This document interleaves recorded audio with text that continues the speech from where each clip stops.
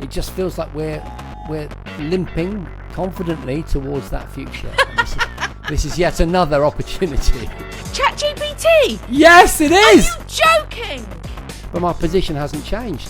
I still think they should have included it, and it still makes me mad. Hello, fellow tech fans, and welcome back to the Gadget Show podcast. I'm Jason Bradbury. And I'm Susie Perry, and this episode is bursting with gadgety goodness. But first, a big thank you to our sponsor, CEX. Oh, yes. They're the go-to legends for buying, selling, and recycling tech. So fancy a phone upgrade, need a laptop for work, or just craving a retro console fix. Yeah, you'll find brilliant pre-loved tech at CEX, properly tested and covered by a 5-year warranty. Take a look at webuy.com or pop into one of hundreds of CEX stores across the UK. In this week's episode, ChatGPT takes on Google and Samsung's XR headset has finally landed. So cool. I just can't believe the amount of stuff that changes episode to episode, Suze. It's nuts. But before we dive in, Susie, it looks like, I think you're at home. Are you actually at home? You've been all over Asia for most of the last few episodes. Yeah. Are you in Blighty? I'm back in the Midlands. I'm at my dad's house. I'm not quite in my own house yet because my internet providers are being a little bit weird and haven't quite got their act together. Well, it's Virgin I've chosen because that's who my dad uses and it's really good here. But they don't seem to have got their act together. Someone has done something Virgin. And they can't do something else. And I've got no bloody Wi-Fi. Have you got a new office so that you can do the podcast from there? At the moment, I've got an empty office. So I was hoping the next podcast that I could be bringing you, my new home. But no, I'm not going to have any Wi-Fi by then. I don't know, maybe if they're listening, Virgin, if you're listening, we need Suze in her office next episode of the podcast. That's maybe a big ask. Anyway, over to you. What sort of tech has been catching your attention on your travels? Yeah, anyway, it's nice to be home. I did like a little... I'm just going to throw this in here. I did a little recce in all the airports to see what iPhones were available to buy, and there were none apart from the Air. That was the only one that was available in all the countries that I went to. So it's quite mad. I will come back to that later on in the podcast. And the slight annoyance that we have. But this week in tech, something pretty special, really, and interesting, I think, from Amazon. Mm-hmm. So they've revealed this prototype of AI-powered smart glasses. They're called Amelia, and they're designed specifically for delivery drivers. And this is what's important. So these glasses come with a built-in camera and display. And they pair with a little waistcoat, which is equipped with a button that drivers press to take photos of deliveries. When they come to your house, they have to take a picture and everything. So unlike the smart glasses that we've seen that have been aimed at consumers, like those from Meta, for example, Amazon's version is strictly for the use of the last mile of delivery. So it helps drivers locate packages faster, photographs the proof of delivery thing. And the idea, I think, is to shave up to 30 minutes in an 8-hour to 10-hour shift by reducing repetitive steps. So I know they're probably going to squeeze more out of their drivers there, looking at the other side of it. The safety's kind of baked in there too. So the glasses can detect if they're in a moving vehicle and they shut off automatically. And there's also a manual hardware switch to disabled sensors like camera and microphone if the driver wants to turn them off. So they're not being spied on per se. Well, right now it's purely a business use product. Well, you know what I'm like about privacy. Amazon hasn't ruled out making it available to consumers a bit further down the line. So, basically this is something about wearable tech being very specific. It's not just about smartwatches and AR glasses for us everyday folk, but also stuff is being designed specifically for jobs. So I don't know what you think about that. Yeah, on the upside, I'm thinking, wow, it's finally happening. Like various manufacturers are rolling out specs that are smart, either give us mixed reality or some form of camera functionality and so on and so forth. This sounds like a really interesting user case scenario. But then on the downside, I too am concerned about privacy in an era where facial recognition is in the newspapers and, the old brick card and all that sort of stuff. It does concern me somewhat that these, workers are particularly vulnerable, aren't they? Because I can, I can shout about the brick card as much as I want. No one's going to, have a problem with me having an issue with it, right? But if I work for a company and I've got a problem with their technology, watching me, listening to me, making me more efficient when I actually want to just, do my thing, that can reflect badly on me as an employee. So yeah, it's an interesting deployment. What about you? What have you seen that's interested you? I mean, I've done loads of cool things, but I think the thing that we need to talk about, Susie, the sort of tech elephant in the room, so to speak, is the reaction that we got from current listeners and viewers of the podcast and new listeners and viewers based on Apple dropping their chargerless MacBook on the M5 chipset this week. And that was a huge response. The main message from listeners and viewers was that, certainly from my perspective, on balance, was that they were pleased that we were making that point. But there were listeners and viewers that were keen to point out that Apple is not supplying a charger because of an upcoming EU regulation to reduce e-waste. Now, I understand why people are making that distinction. The only thing is, I mean, we researched this exhaustively, and it doesn't appear to be as simple as that. The directive referenced, it mandates that many portable electronic devices sold in the EU must use a USB-C port for wired charging. And I agree with that, actually. I think it's a really good trend. I think it's great because I don't have to run around for 5 different designs of charger when I'm doing what I did this weekend, going off on a big trip with the family. I can just grab a couple of USB-C chargers. Supposedly, we'll get into the weeds on this a little bit, but basically, in essence, and off I go. Specifically, from the 28th of December 2024, devices like mobile phones, tablets, digital cameras, headphones, e-readers, and similar will need to support USB-C charging, which is what all the latest smartphones have done. For laptops, it's a little bit different. The deadline is spring 2026. So Apple, to their credit, are out ahead of this. They're getting ready for a 2026 directive, all right? Beyond the port standardization, which I think we'll agree is a good thing, the directive also allows, and in some cases expects, devices to be sold without a charger included, so consumers can reuse existing chargers rather than be forced to buy a new one. And that's where some listeners and viewers were obviously signaling, right? The regulation, however, and this is very important, does not force every product to exclude a charger entirely. Manufacturers can include a power charger if they choose, although the rules make the charger not included option permissible and sometimes preferable. If you buy a laptop in the EU sometime after spring 2026, the device should have USB-C wired charging compatibility if it uses wired charging under the new directive. So there you go. That's all the sort of stuff, right? The bottom line is, and this is my position on it, they could have included a charger. Okay, they could have done. What I can say is that part of the selling of this M5 chip MacBook Pro included reference to its fast charging. And in order to make use of that, you've got to get an additional charger. You've got to spend 59 or 79 quid for one of a couple of different wattage chargers. So I don't think it was done in good faith. So I'm really impressed by everyone's response, and some really good, well-informed commentary was received from people watching the various social media mini clips of this item and the main podcast itself across the platforms that we distribute it to. But my position hasn't changed. I still think they should have included it, and it still makes me mad.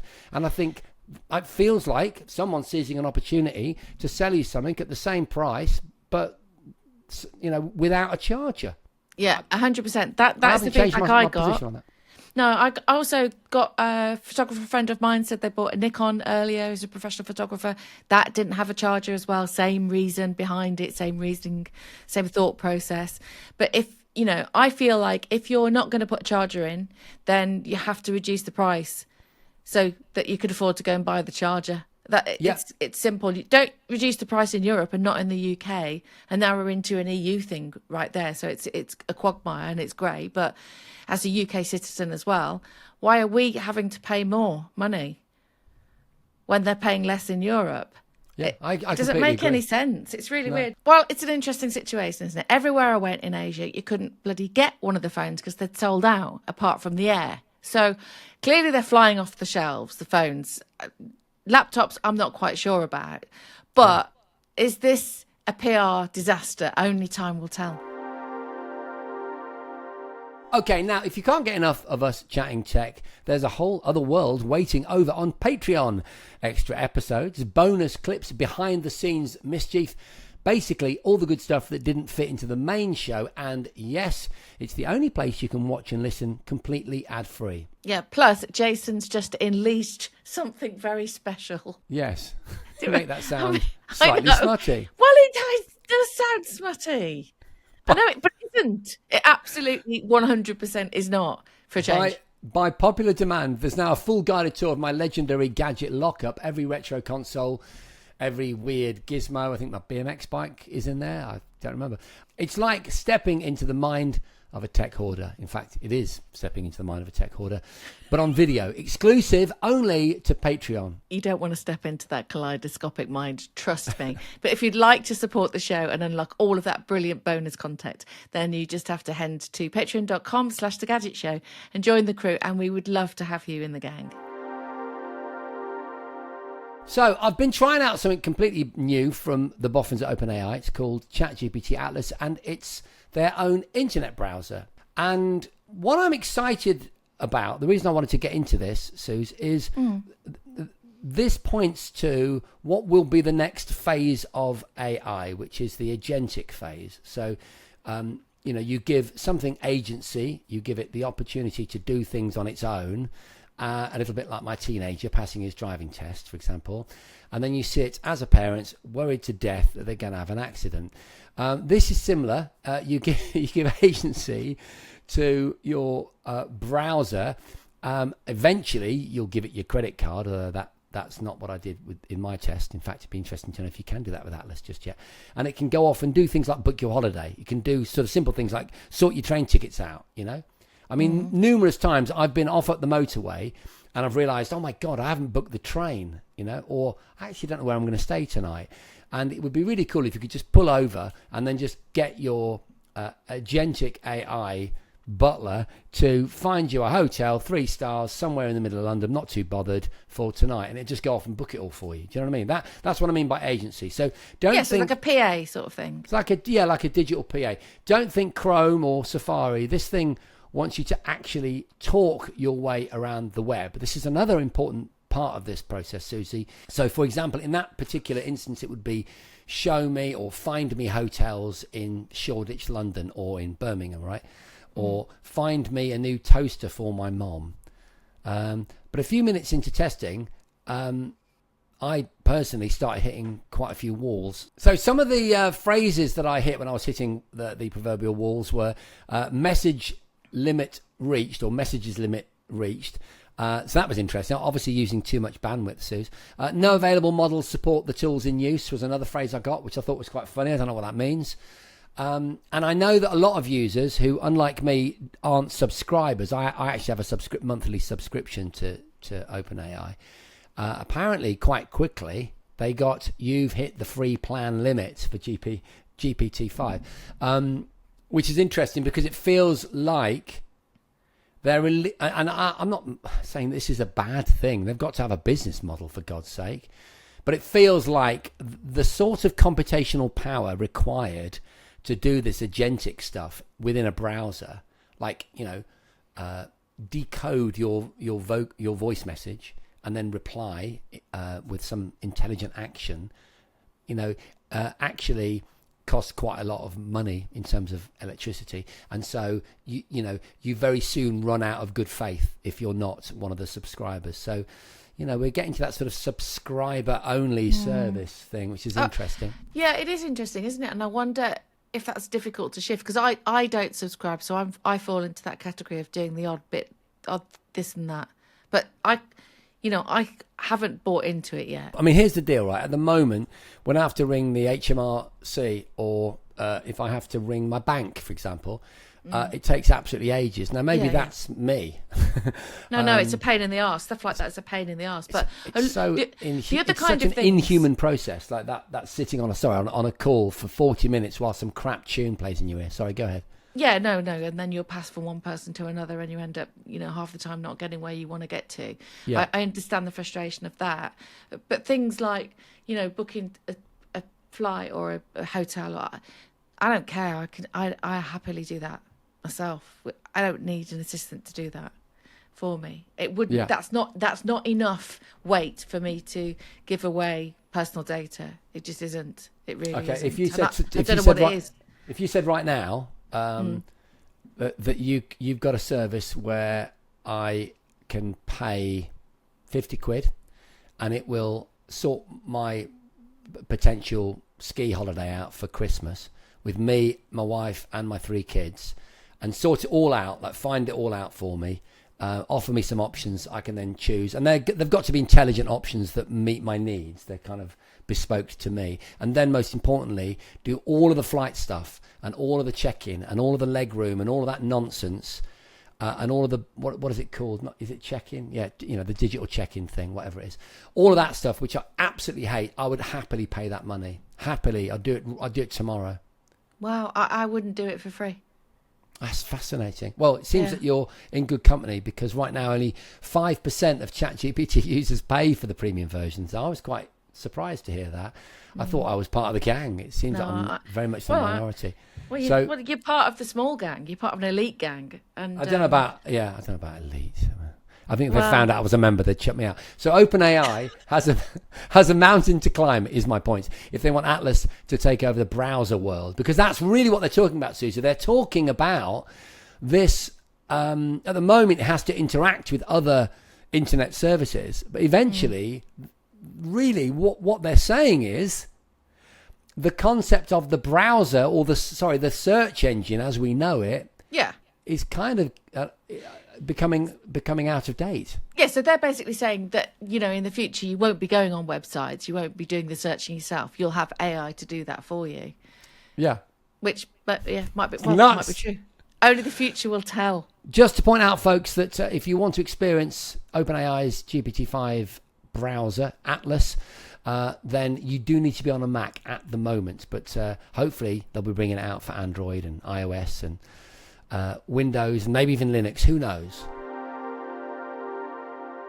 Time for a quick pit stop now to shout out to our amazing sponsor, CEX. Yeah, if you're hunting for tech that won't destroy your bank balance, then this is the place. Phones, laptops, cameras, consoles, all pre-loved, all properly tested. Need a laptop for school or for work? You could trade in your old one and walk out with a powerful gaming laptop for £500. Boom, job done. Sounds like you're talking from personal experience there, Suze. Anyway, and the 5-year warranty, that really sets them apart. No mystery sellers, no dodgy surprises. Yeah, just head to webuy.com or visit one of their stores nationwide and see what you can unlock. Now then, if you were listening or watching last week, you'll remember that we were chatting about those supposed leaks of Samsung's new XR headset. Well, it turns out that they were pretty bang on. And even more impressively, Jason's prediction of the price was also nailed on. So the Galaxy XR is Samsung's big leap into mixed reality, with a proper premium headset designed to take on the big players. Here's a little rundown of what you're getting then. So a powerful Snapdragon XR2 Plus Gen 2 chip under the hood, 16 gig of RAM for all of that AI-powered multitasking, sharp micro OLED displays around 3552 times 3840 resolution per eye, and up to 90 hertz refresh rate for crisp visuals. Full inside-out tracking, hand tracking, eye tracking, and voice gesture control, so you can ditch the controllers entirely in many apps. Wi-Fi 7 and Bluetooth 5.4 connectivity running the new Android XR platform. Around 2 to 2.5 hours of battery life, and the battery pack is separate to keep the headset lighter on your face. And the good and bad news is that it's available now in the States And you've guessed it. The bad news is it's a TBC for the good old UK. The price is around $1,799. Offers a very attractive option over the Vision Pro. What do you think? Yes. So it is a Vision Pro killer, maybe? It ought to be. I mean, It's an Samsung... alternative, isn't it? Yeah, they ought to be able to shift, a lot more units than the Vision Pro. This could be interesting because, as you know, we keep heralding the arrival of mixed reality, don't we? And the kind of mass adoption of those sorts of devices, and we never quite get there. It just feels like we're limping confidently towards that future. And this is yet another opportunity to make that reality happen. You so want it to work, don't you? I really do. We're limping, but in a confident way. Yeah. I mean, that resolution is right up there, isn't it? Yeah. 90 hertz, not bad. It's not the 120 hertz that we talked about with the Vision Pro refresh with the M5 chip, but it's damn good. It's so frustrating, though, isn't it? That it's not available in the UK yet. It's just so second rate, it feels like at the moment, doesn't it? I know. It's such a neighbour, but like down the road a bit. Oh, yeah, that kind of boy. Oh, yeah. It's just, we'll get there in the end, down there. Okay, folks. Now, before we go, let's play another game because, we're 12. You may recall that we did blind rankings the other week. Well, this week, we're filling in the blanks. So it's a little bit different. Right, so just to summarise, I'm after the best-selling top 10 consoles. Okay, right. Okay? Yeah. Xbox 360. It's definitely on the list. Yep, you're correct. It's on the list. What and number? it's number 9. I knew that was a tricky one. That's why I went first. Yep, with 84 million. Okay. First generation PlayStation. Well, PlayStation original 1994, Yeah. 102.49 million Okay, sales. yeah, Goes in yeah. at number 6. All right, cool. PlayStation 2. 3. Goes in at number 1. Ah, hey! Hey! Not bad. 160.63 million. Obviously came out in the year 2000. Did it really? That's when I met my wife. I was surprised that she was interested because I spent so much time on PlayStation 2. I'm surprised she's still interested now. Thank you. Game Boy. Original Game Boy. Game Boy, so Game Boy and Game Boy Color with 118.69 million sales. That's combined. That goes in at number 4. Well, Wii was very popular. The Wii. I'm gonna go for a Wii. The Wii, 2006. It's number 7 with 101.63 million sales. This is number 10 is going to be tricky. Number 8 and number 10. I've got 5 left, right? You have.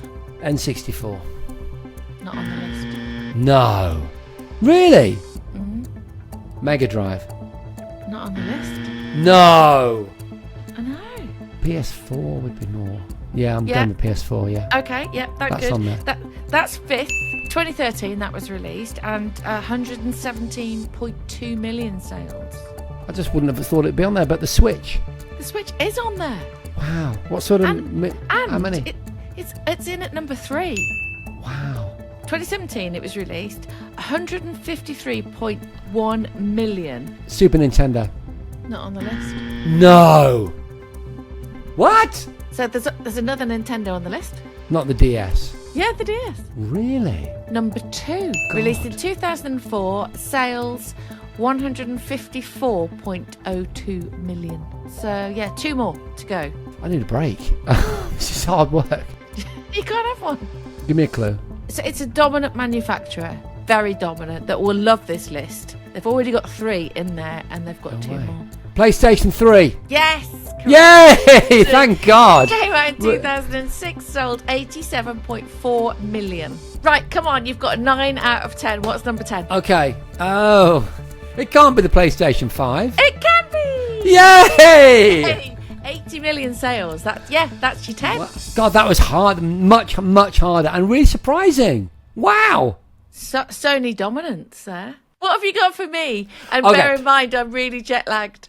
Oh, my God. I feel bad because I don't know. I would... Look, good luck is all I'm going to say, all right? What I want is 10 websites from you. The top 10 most visited websites of all time. I've got a list in front of me. And all you got to do is name the website, all right? And I'll tell you whether it makes the list. of all time and globally. Yes. Okay, Google. Straight in at number 1, Susie. Well done. Brilliant. Can I go? I am home. 1998 was when it was founded, 27 years ago. Estimated average monthly visits, not that many, only 90 billion a month. My God. Rough lifetime visits, between 15 and 18 trillion visits. Oh my gosh, that is absolutely incredible. So anyway, other ones. Facebook is number 3. Well done. Established in 2004. Average monthly visits, wow, 10 billion. I wonder if that's averaged over the last year, because I would imagine it would be on the downturn. I don't know, maybe I'm wrong. But in its lifetime, 2 to 3 trillion lifetime visits. Wow. That's absolutely amazing. Okay, another website, please. Wow, I've had Facebook, YouTube. You haven't had YouTube, but you have now. In at number 2, it's YouTube. Wow. Founded in 2005, just about when we started our show-ish, 20 years ago. Can expect between 45 and 50 billion visits per month. Over 2.7 billion active users. 1 billion hours watched per day, Susie, per day. Incredible. Hey, you are absolutely brilliant at this. Can you try another one? Instagram. Instagram is another strike on the dartboard. Position number 6. Okay, next one. Twitter then, or X, whatever. Number 7. Incredible accuracy. So you've got I'll give you a summary of what you've got so far in a minute. Okay. But Twitter, or X, founded in 2006, so 19 years of age. 6 billion average monthly visitors. The peak usage for what was then Twitter was in the mid-2010s. And it was nice. Wikipedia? Yes, Wikipedia! Oh, number 5! Gosh, you're doing so well. The year 2001 saw the founding of Wikipedia, so one of our oldest, 24 years of age, 6 billion visitors per month, and one of the world's most consistent sort of global reference sites. Incredible stuff. Well done. Let me just sum up where you are. You've got Google at number 1, you've got YouTube at number 2, you've got Facebook at number 3. You don't know what number 4 is just yet. You've got Wikipedia at number 5. You said Instagram at number 6 and Twitter at number 7. So you've got to fill spaces 10, 9, 8 and 4. We've talked about them today, so what about Amazon? Is that in there? Amazon is in there. You're doing so well. In slot number 8, I think it may well be our oldest website, having been around for a staggering 30 years.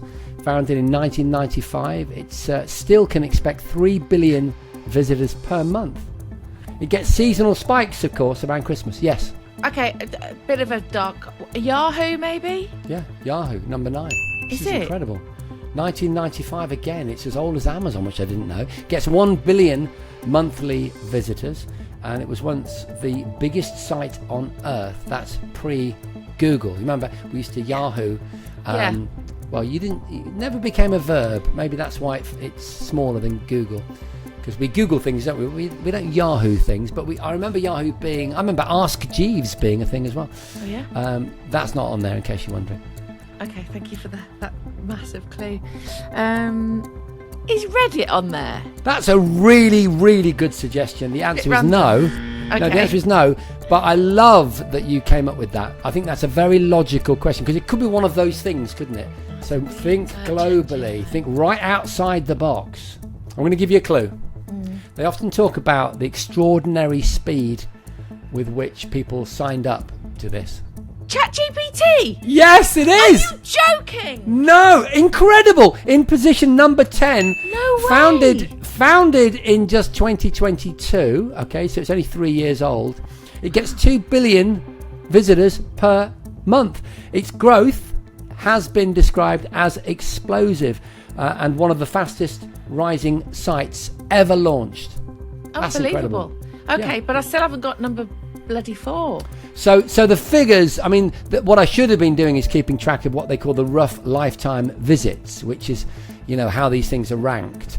Yeah. And even in its infancy of 3 years, it's had 70 to 80 billion lifetime visits. I mean, that's incredible. Absolutely incredible. Right, so I'm missing number 4. Tell you what, if you want, if you can name the country that this is from. Is it in India?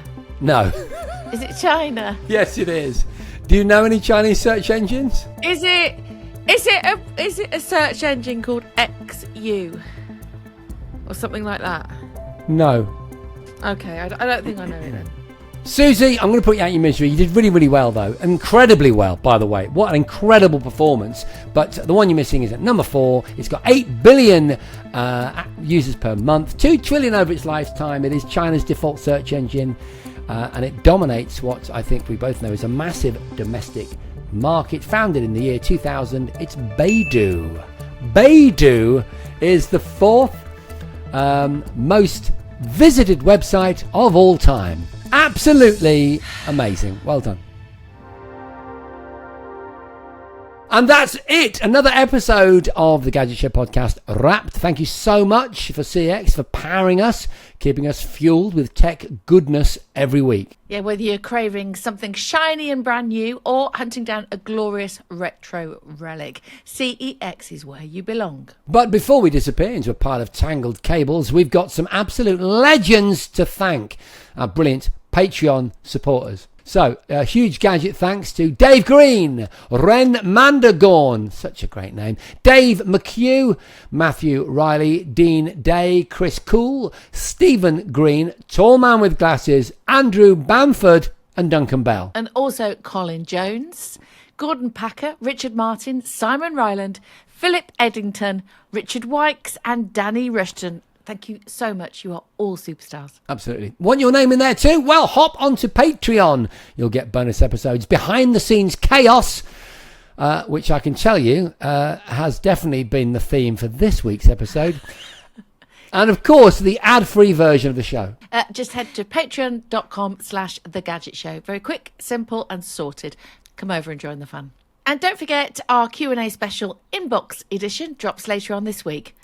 See you then. See you next time. The Gadget Show podcast with Jason and Susie was presented by Jason Bradbury and Susie Perry off the telly. It was produced by Ewan Keel and Tom Clint and is a North One production.